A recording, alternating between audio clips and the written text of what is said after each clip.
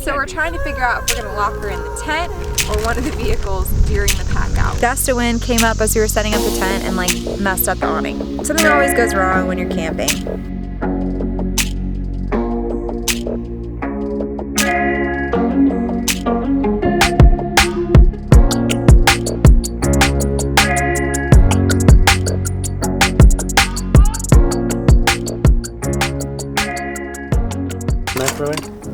Yeah, it's sitting over there.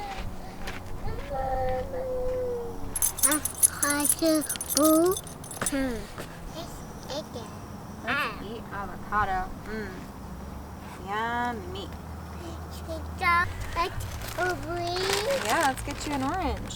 All right, so we have been here at the Air Force Academy FAM camp. What is it called?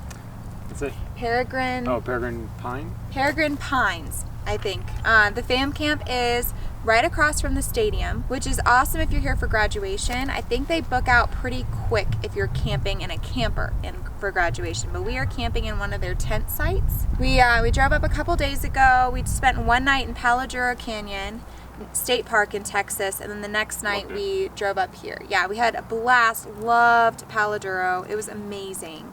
And we really loved it here too. It's perfect. The tent sites aren't very far from the bathrooms and the laundry. So before we're heading out today to go off grid for the first time really. So what's the plan for today? All right. So left, we already got the propane filled, which is good. And we've got the last loads of laundry, mainly because we wanted to run some sleeping bags drying right now. So those will be done in a couple minutes.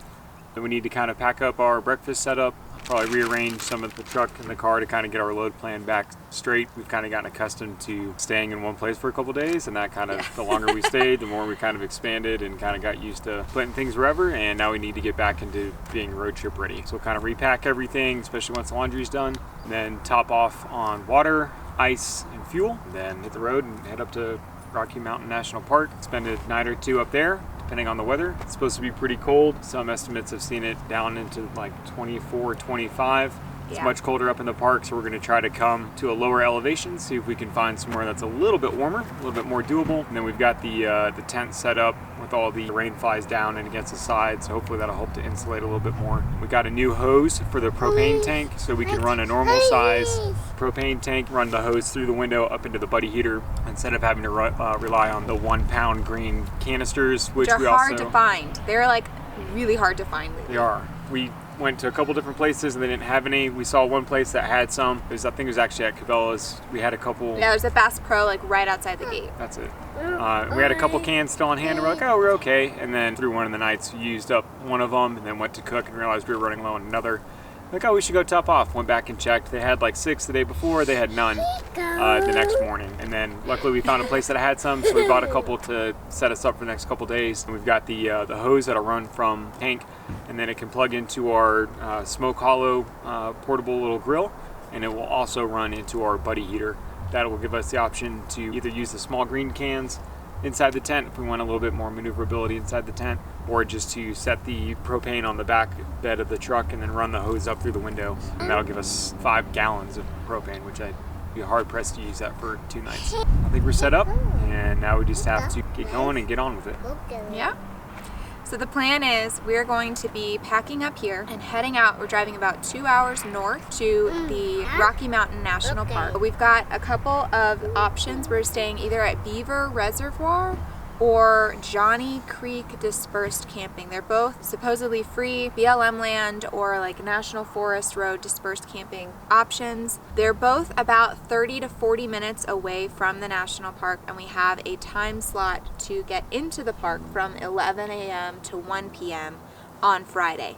So that will give us plenty of time to get set up there. We basically have all day just to get there, find a spot, get set up and enjoy. And then the next day on Friday, we'll be going into the park to see. There's snow forecasted for next week and they only just opened up.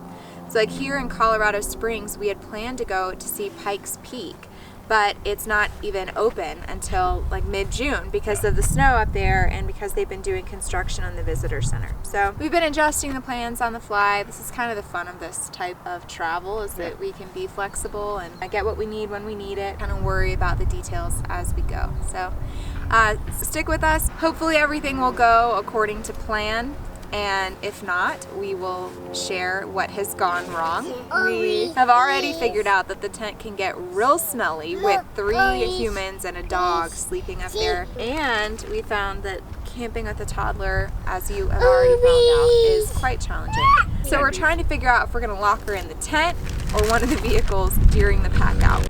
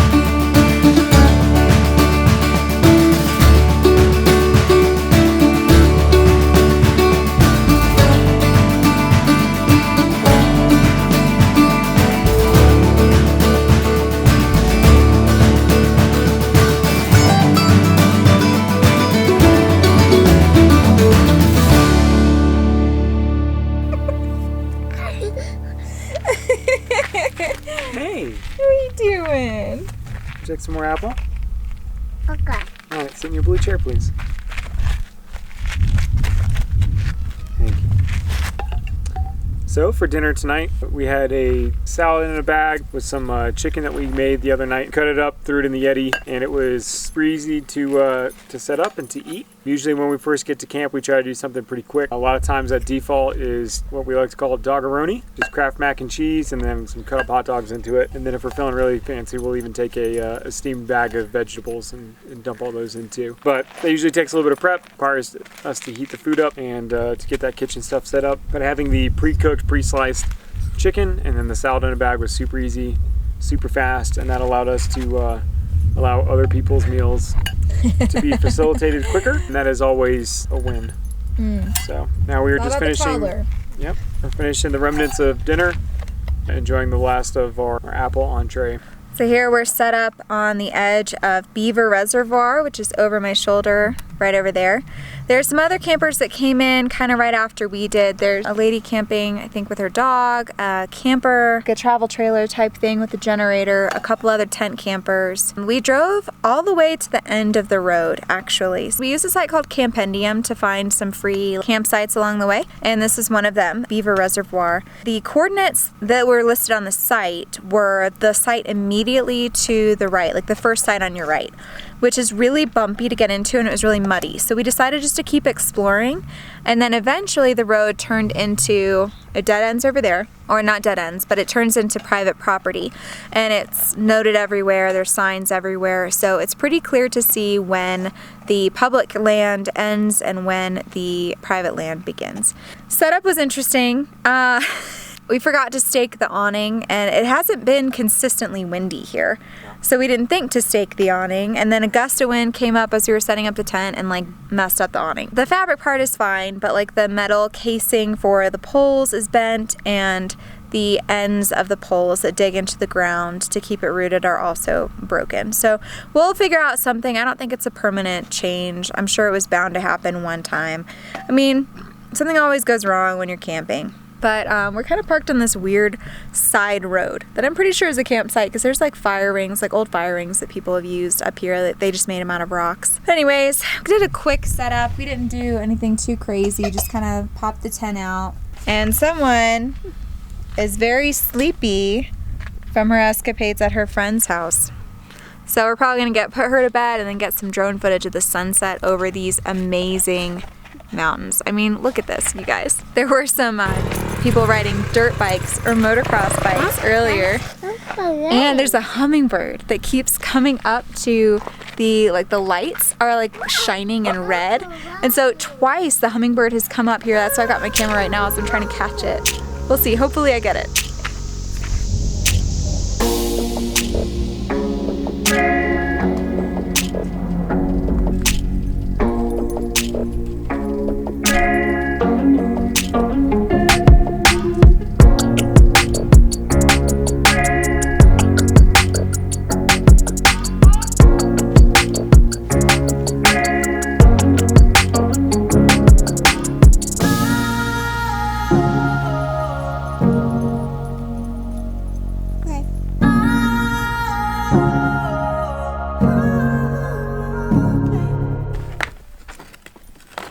What's going on there, Mike? Nothing. Nothing? What's this you're building? It's my funeral pyre for when we die in the night. Yeah? Why would we die in the night? Is it because you've been paranoid that we'll be freezing? Yes. And we'll die of hypothermia? Yes. And yet, to prevent forest fires, you've built this fortress of a fire pit. Now, to be fair, a lot of this was already here. Yeah, about half of it, I think. I don't know if you know this about me, but sometimes I get carried away. You get carried away? What? I'm sure those tiny rocks at the very top on the opposite side of where the wind is blowing are going to make a massive difference, and I'm so proud of how dedicated you are. I can't wait until you enjoy the crap out of this fire.